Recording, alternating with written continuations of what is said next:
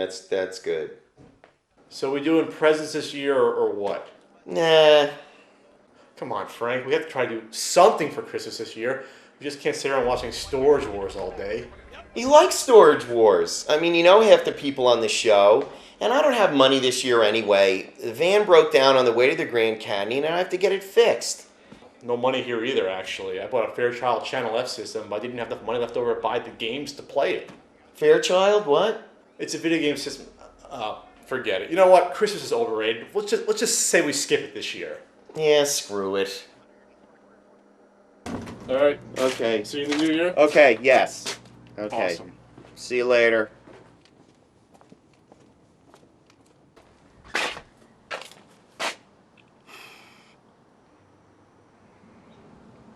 Humbug.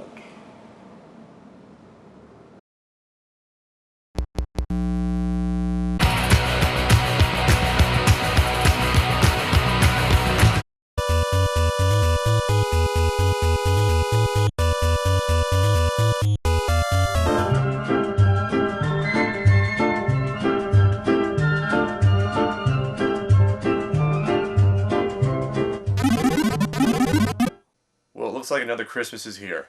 Big deal. It's the same old garbage each year. Got some fat old guy giving you presents you don't want.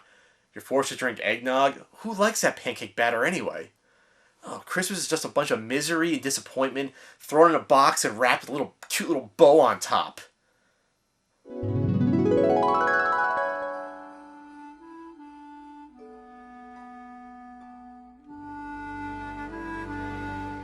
Oh, gee whiz, thanks, Dad. More G.I. Joes. Now General Hawk can battle Zaretta. Yo, Joe! What? What presents? Oh!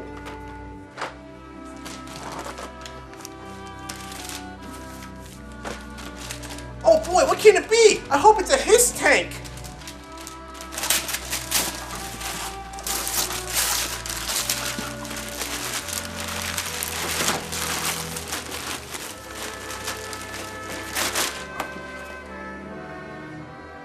Nintendo? Nintendo!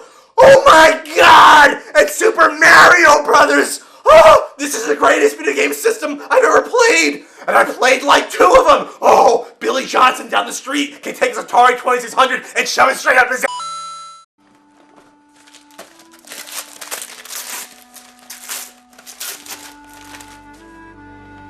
Holy sh**! Spy Hunter! My favorite arcade game! All machine guns, oil slicks, and it has that cool music from a show I won't find out about until I'm in my 20s! Oh, I'm gonna play the f*** out of this game! What a Christmas!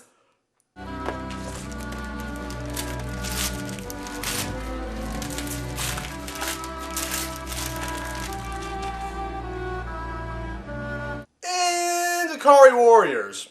Alright, not as strong. This is actually the game I'd walk past on the way to go play Spy Hunter in the arcade. So no, I don't think I'm going to play the f*** out of this one, no. Well, 2 out of 3 ain't bad. G.I. Joe, a real American hero. G.I. Joe is there, fighting for freedom wherever there's trouble, but mostly in the USA. Was that really 25 years ago? I was just a boy.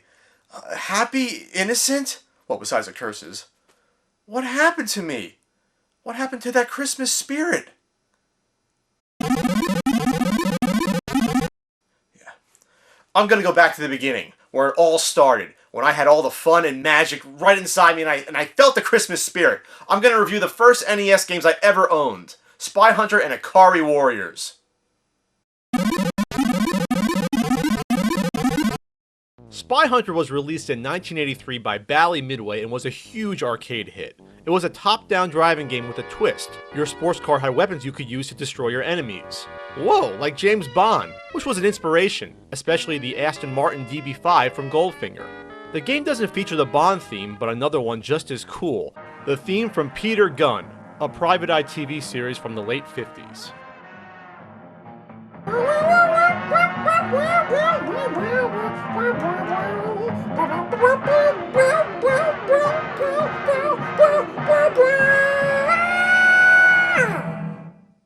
Spy Hunter was ported over to almost every computer and console of the day, and the NES was no exception. Its version came later via Sunsoft in 1987. The Sunsoft port is largely identical to the popular arcade version. Your task as a scruffy secret agent in the G6155 Interceptor is to stop the bad guys on the road while protecting the innocent drivers. Your spy mobile is equipped with unlimited machine gun ammo, but you can also obtain 3 secondary weapons via the weapons van that appears when you enter a new area of the game. You can pull into this van Knight Rider style, and then come out armed with a smoke screen, oil slick, or surface-to-air missiles. There are 3 variety of auto baddies in the game, all dark blue: the bulletproof bullies that will attempt to ram you off the road, the tire slashers that will, slash your tires, and the limousines that have enemy agents in the back seat trying to shoot you. Helicopters will also harass you by dropping bombs and leaving craters in the road. The highway is dangerous not just because of the enemies, but also from the road hazards. The roads will curve and narrow, there are puddles, there's snow in one area, and you have to watch crashing into another car going a lot slower or a lot quicker than you, since this will cause your car to explode. And those other cars aren't just enemies, no. There are innocent red cars, light blue cars, and motorcycles you have to avoid while dispatching your enemies. You can wipe them out too, but if you do, your scoring will come to a halt for a period afterwards. And that's what the name of the game is here, getting those points up, as that's the only way to get more lives to keep going. One of the highlights of this game is the ability to get to the river and play as a boat. Oh yeah, this is fun, for about 6 seconds. The river area is extremely difficult. The helicopter still comes after you, you have boats dropping dynamite in your path, and there's a speedboat that launches torpedoes right up your pooper that you cannot easily avoid. If you value your life, avoid the boathouse and stick to the road. Even though you can get back to the road eventually from the river, good luck with that! I've done it 1 time in 25 years, now when I was playing this game for the review. Spy Hunter is a tremendous game faithfully ported over from the arcade. It's fun, challenging, never lets up with its fast-paced action, and has a great theme that never gets old. Now that my skills are better at this game over 2 decades later, it's time for me to play through this puppy and finally get to the ending I've always wanted to see. Must see the ending. Must see Spy Hunter ending. Must see it.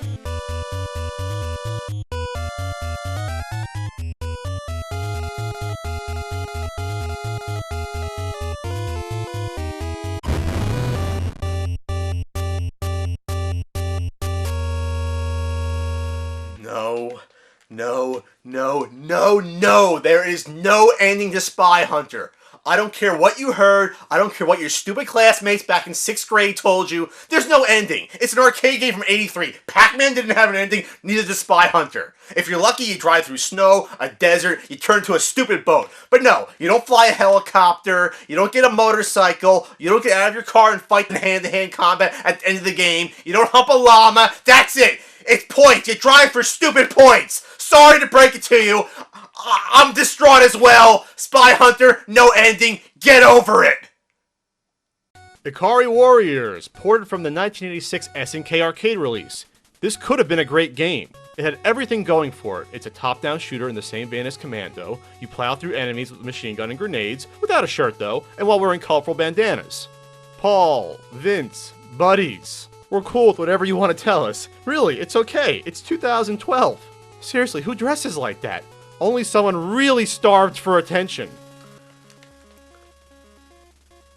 What?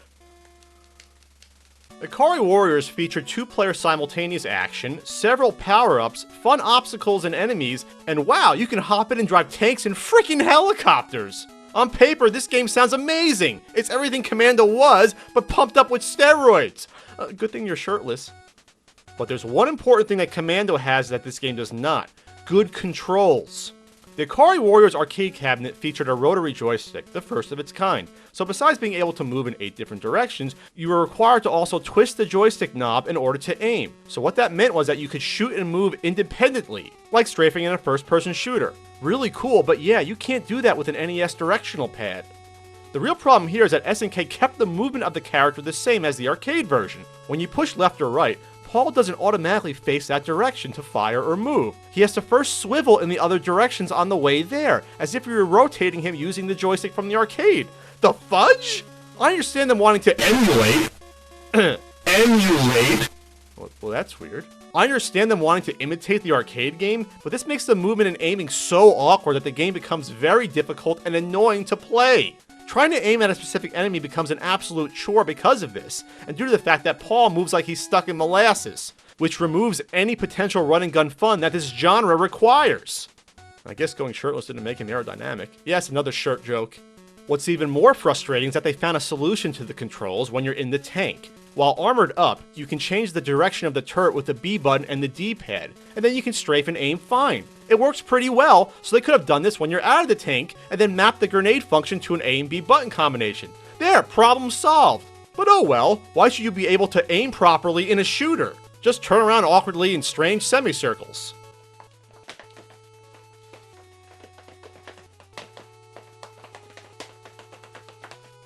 Yeah, that's natural.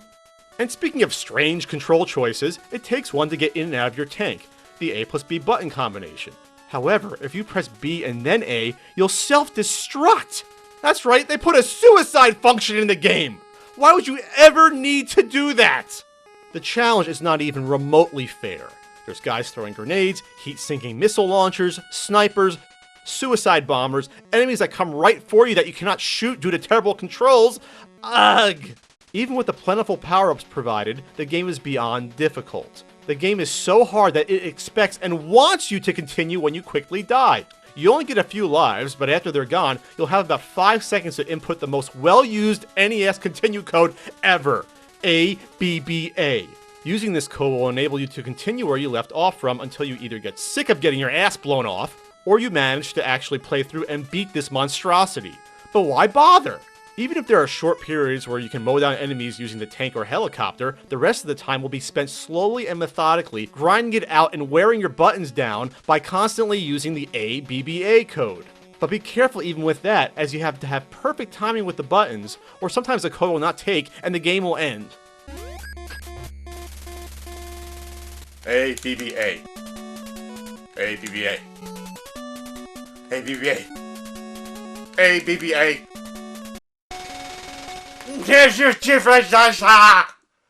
But why would you want to complete this game anyway? Swallowing a lump of coal is more productive, and healthier. And that's a shame, since there's some inventive and cool stuff going on with the enemies and the stage layouts. You have giant crotch crabs, missile turrets, mohawk punks with giant wooden spoons, cool enemy bases, laser troopers, clones of Paul and Vince. Wait, what? Go back there, go back there. Mohawk punks with giant spoons? So yeah, there's lots of cool enemies and things to do, but it's hard to control and then kill whatever you come across. There's a lot more flaws this game has that I could go on about. There's impossible scenarios where you'll die 18 times before passing. There's spots where you can actually get stuck in the game and have to reset it. There's missiles that fly out of nowhere. There's the game's ungodly length. And the ending of the game. God, this game has one yet Spy Hunter doesn't? I'm trying to stay somewhat positive for Christmas, so I'll have to revisit Ikari Warriors in more detail on a rainy day to go over everything else that drives me insane. At the time though, in all honesty, I enjoyed this game for what it was. After all, it was a pretty early NES release, and innocent little Pat didn't know any better. As a kid, I enjoyed this Christmas gift, so Ikari Warriors will always be at least a little bit special in my eyes. Ah, Spy Hunter and Ikari Warriors, that's what I'm talking about. They're not perfect games, but 25 years ago, that's what I had, that's what I played, and I enjoyed them immensely. But Christmas isn't about video games or things. It's about family, friends, and appreciating all that you have. But you know, I've been away from my family ever since I moved here from New Jersey a few years ago. So maybe that's why I've forgotten what Christmas truly means.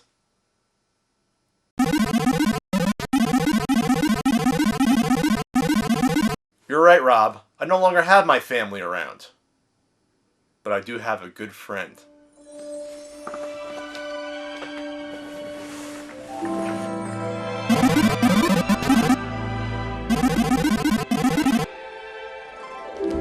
Well, guess we changed our minds, huh? Well, you have to have presents on Christmas. That and Sierra Nevada Celebration Ale. Happy birthday. You couldn't get Christmas, Rob? What do I look like, Bloomingdale's?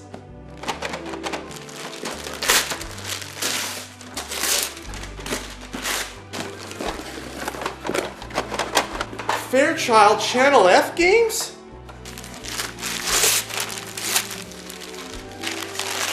Oh wow, look at this. Pics of the national parks. Oh, look at that goat. Cool. Well, you mentioned the Grand Canyon. I know you love nature, but Frank, how did you get these Fairchild games? I surprised myself. Well, unfortunately, I no longer have the Fairchild system to play these. So you're telling me you can't play the games after I walked down there and had to deal with those nerds to get that stuff? Well, I had to sell the system in order to get the money to buy that book. Yeah, I had to sell something too to raise some cash. Wait a second. Your van, it was not parked outside. You sold your van in order to get the money to buy me these games. You're the best, Frank. Sold my van? Are you nuts? It's in the shop getting fixed. I sold the shovel to get the games. How important do you think you are? Next you'll think I cut my hair to buy some games for you. You're a dummy. Wait, I know. I'll sell my liver, and then you'll have even more games. Goddamn Christmas. Hey, you forgot the Fair Kid games.